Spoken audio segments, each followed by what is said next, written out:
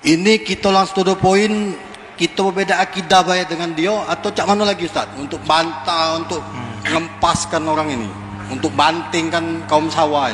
Fa idza lakitumuhum faqtuluhum. Jika engkau ketemu mereka, bunuh.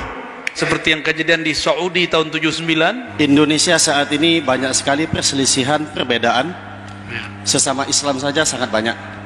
Sehingga kita dapat melihat apakah ini tanda-tanda akhir zaman yang begitu nyata saat ini. Lah dekat hari kiamat, dihitung hurufnya bernilai 1500. Dan yang terakhir bertasawuf. Jika ada orang katanya ahlu sunnah tapi melarang santrinya belajar tasawuf, kita bertanya juga, ente beneran ahlu sunnah atau ahlul bid'ah? Ini adalah multi level marketing yang sesungguhnya. Maka jangan ragu memulai wakaf dengan diri kita sendiri dan ajak orang lain. Assalamualaikum warahmatullahi wabarakatuh. Lebih jelas ini ya. Alhamdulillah wassalatu wassalamu ala sayyidina Rasulillah, amma ba'du. Izinkan kami bertanya kepada Ustadz yang mulia. Kami ingin menanyakan daripada untuk to the point kepada orang-orang kaum salafi ini, kaum sawah atau salafi wahabi. Ini kita langsung to the point, kita berbeda akidah baik dengan dia atau cak mana lagi Ustaz? Untuk bantah, untuk ngempaskan orang ini, untuk bantingkan kaum sawan. Intinya, yo dia tak boleh untuk ngucap salam di luar dia, tak di dia tak di ini kenyo, jangan ucap salam di luar dia. Baik. Jadi intinya, apakah bisa langsung kita kata, udah, oke, kita beda akidah. Kalian menjasmanikan Allah, kami tidak, kami sifat 20. Kalian ahli bid'ah, tri tauhid. Kayak mana itu Ustaz kira-kira? Wabillahi taufiq wal hidayah. Wassalamualaikum warahmatullahi wabarakatuh. Anak ini wong 19 ilir sini lah Tad. Wong asli sini juga. Tapi domisili di Suro. Perkenalkan nama aku Zainal Ustaz. Bang Zainal. Hanya Ustaz insyaallah. Ya. Pertanda tadi Bang Zainal ya. Wong gitu. Ini pemberantas kayaknya nih. Iya. Sabar Bang ya. Apa seharusnya sikap kita terhadap kelompok Salafi dan Wahabi? Selama mereka belum angkat senjata, kita belum boleh bersikap kasar kepada mereka. Paham? Jadi belum boleh tawuran dengan mereka ya. Jadi apa makna kalam Nabi? Fa idza lakitumuhum faqtuluhum. Jika engkau ketemu mereka, bunuh. Bunuh itu kalau mereka sudah angkat senjata ya. Jadi mereka kalau sudah mulai seperti yang kejadian di Saudi tahun 79, Duhaiman, orang lagi haji, tanya guru-guru kita, habaib kita yang dulu sedang belajar di Mekah, mereka faham kisah itu ya. Guru-guru saya cerita tahun 79, Duhaiman murid bin Baz, tapi dia pun melanggar manhaj bin Baz. Dia bredel itu Masjidil Haram, dia tembak orang-orang siapa saja yang melawan.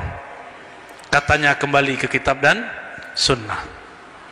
Maka Salafi ini terbagi tiga Bang Zainal, abang-abang semua ya. Pertama, Salafi yang masih suka ilmu, tapi ilmunya ilmu bid'ah kan uang kita galau. Ya, mulai dari amal awal sampai akhir dibid'ahkan semua. Karena mereka membid'ahkan dengan hujjah, maka memerangi mereka pakai hujjah gitu ya. Idfa billati hiya ahsan, tapi siapkan hujjah yang lebih baik ya. Dan Imam Sya'rani berpesan, engkau balaslah mereka dengan rahmat. Jadi kita kalau mereka benci kita lawan dengan sayang. Dan Nabi mengatakan di hadis Muslim, tidaklah kekerasan, kekasaran bertemu kelembutan kecuali kelembutan mengalahkannya. Sesekali kita galak ya, kita pinjam jubahnya Bang Zainal gitu Bang ya, sesekali, tapi jangan tiap hari, nanti abang capek sendiri ya. Kenapa? Innaka la tahdi man ahbabta. Karena hidayah bukanlah engkau hanya menyampaikan peringatan. Hidayah turun dari Al-Hadi, Allah yang maha memberi hidayah. Maka saya istighfar juga kalau saya emosi sama mereka itu ya. Jangan-jangan saya salah niat ya. Nauzubillah min dzalik. Gitu Bang Zainal ya. Selamat wong kita galuh. Assalamualaikum warahmatullahi wabarakatuh. Assalamualaikum. Nama kami Muhammad Amrullah dari Rambutan, Banyu Asin. Qala ta'ala wa ma arsalnaka illa rahmatan lil alamin. Dan kami tidak mengutus Nabi Muhammad SAW menjadi rahmat bagi semesta alam. Indonesia saat ini banyak sekali perselisihan, perbedaan. Sesama Islam saja sangat banyak. Sehingga kita dapat melihat apakah ini tanda-tanda akhir zaman yang begitu nyata saat ini. Apakah benar ada hadis yang menyatakan dunia ini hanya 15 abad lamanya sesuai dengan hadis Nabi Muhammad SAW. Mungkin begitu saja Ustadz. Terima kasih. Semoga Allah Subhanahu wa taala melancarkan segala urusan antum. Amin. Amin ya rabbal alamin. Wassalamualaikum warahmatullahi wabarakatuh. Waalaikumsalam warahmatullahi wabarakatuh. Terima kasih Ustaz. Ini yang nanya Ustadz nih kayaknya nih. Ustadz, nama antum siapa Ustadz?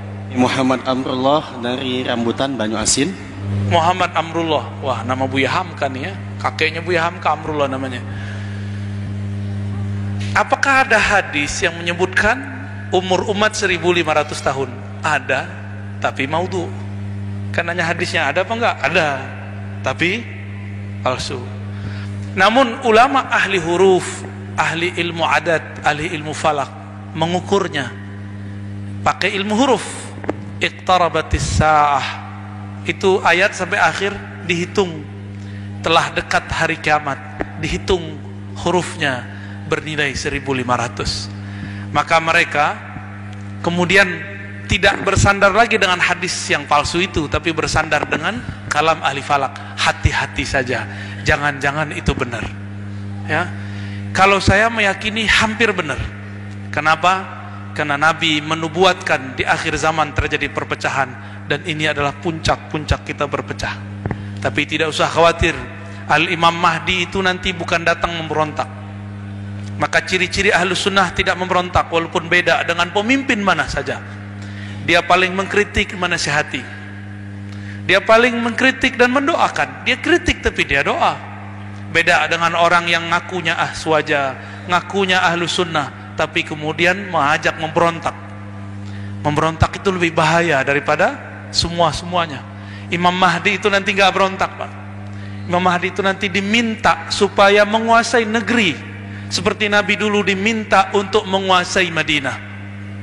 Nabi tidak pernah melakukan kecuali futuhat. Futuh itu membawa rahmat, bukan membawa azab, bukan menghancurkan seperti yang mereka lakukan di tanah haram beberapa waktu yang lalu. Bismillahirrahmanirrahim. Assalamualaikum warahmatullahi wabarakatuh. Assalamualaikum warahmatullahi wabarakatuh. Izin bertanya Buya, apa perbedaan atau istimewaan dari sanad ahli zikir sama sanad ahli hadis? Perbedaan sanad ahli hadis, ahli riwayat dengan ahli zikir ya. Perbedaannya sangat mencolok. Ahli hadis itu mencari riwayat tabarrukan, lebih banyak kepada ngambil berkahnya. Tapi ahli zikir mengambil riwayat untuk ta'ammuqan, untuk mendalami kalimah yang diriwayatkan. Maka bagi ahli zikir cukup satu sanad, tapi bisa usul kepada Allah. Tapi ahli hadis tidak, karena ngambil berkah. Berkah bukan satu, banyak berkah di luar sana. Digabunglah ilmu itu oleh Syekh Abdul Samad Al-Falimbani. Beliau seorang muhaddis, juga seorang sufi. Orang-orang sekarang ngira Syekh Abdul Samad itu cuma sufi, padahal beliau seorang ahli hadis. Sanad hadisnya termasuk paling tinggi di dunia. Maka orang kalau punya sanad ilmu hadis ke Syekh Abdul Samad, sanadnya termasuk ali, pendek. Maka beruntunglah orang Palembang ya. Cuma sayangnya orang Palembang nggak baca lagi zikirnya Syekh Abdul Samad. Syekh Abdul Samad di dalam zikir ratib saman yang dia buat, di situ tertulis bahwa kirim tawasul, kirim Fatihah juga ada Abul Hasan Al-Asy'ari, Imam Abu Mansur Al-Maturidi. Benar nggak? Berarti akidah seorang sufi, akidah seorang ahli hadis di zamannya adalah akidah Asy'ariyah dan Maturidiyah. Itulah ahlus sunnah.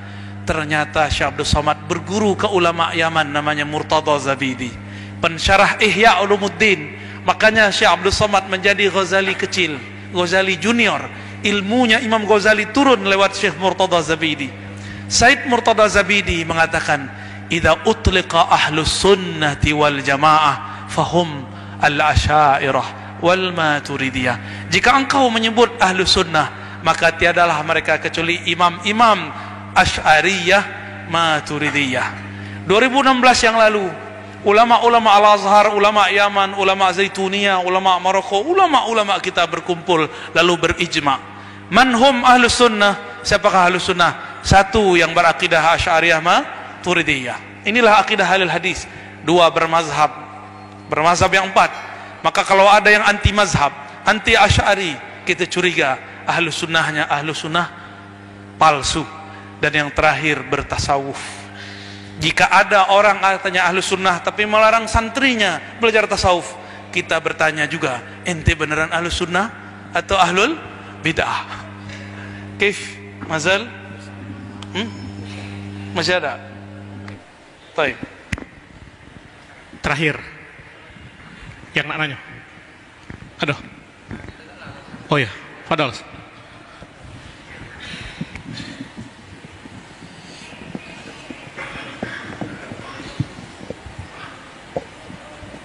Bismillahirrahmanirrahim. Assalamualaikum warahmatullahi wabarakatuh. Syukran jazakallah Buya atas, mohon maaf sebelumnya. Permisi Buya, saya ingin bertanya. Tadi Buya telah menjelaskan tentang salawat, bahkan faedah salawat, masya Allah luar biasa Buya. Dan yang ingin saya tanyakan Buya, seafdal salawat itu bagaimana ucapannya seperti itu? Dan ada juga yang mengatakan sesingkat-singkatnya Allahumma shalli ala Muhammad wa ali Muhammad, atau bagaimana seperti itu, sehingga kami merasakan dan berdampak pada diri kami ketika kami membaca salawat itu Buya. Syukran, terima kasih. Wassalamualaikum warahmatullahi wabarakatuh. Assalamualaikum warahmatullahi wabarakatuh. Salawat Allah ya? Betul, antum tanya salawat Allah. Waduh, ini mau mabuk bertuhan ini. Ya. Salawat yang afdol dibaca, salawat mana saja, yang penting hati terhubung kepada yang memberi salawat dan kepada yang disalawatkan. Apakah lafaznya salawat Al-Fatih, apakah Ibrahimiyah, apakah Ummiyah, apakah Tibbiyah, itu sama aja. Kan intinya cuma Allah Ahad, Ahmad Muhammad. Maka hadirkan ketergantungan kolbu, ruh kita kepada Allah yang Ahad. Lalu kiblatkan jiwa kita, ruh kita kepada Sang Ahmad. Ahmad itu ruhullah. Ahmad itu adalah hembusannya rahmat Allah. Maka kita iktikadkan kita bersumber, terpercik dari cahayanya. Ingatkan itu, hadirkan rasa itu, lalu katakan Allahumma salli ala Sayyidina Muhammad. Ya Allah, turunkanlah, limpahkanlah sayangmu. Itulah salawat, sayangmu kepada Nabi Muhammad. Kalau itu melimpah ruah, pasti terpercik kepada kita. Percikannya 1 kali salawat Allah terpercik kepada kita 10 kali. 10 itu di sisi Allah, bukan di sisi makhluk. Maka dia besarnya bukan maha, bukan tidak bisa dihitung lagi. Bahkan ada orang yang mati su'ul khatimah, tapi Allah selamatkan karena dia bersalawat 1 saat dalam hidupnya, dan dia mengenang bagaimana Allah bersalawat kepada Rasulullah sallallahu alaihi wasallam. Seharusnya dia su'ul khatimah, bolak-balik, kelipuk, tapi karena dia dulu salawat kepada Nabi, rasa manis salawat itu kemudian mengobati semua sakitnya hendak mau mati. Maka kalau ingin husnul khatimah, bacalah salawat kepada Rasul sallallahu alaihi wasallam. Baca salawat apa saja.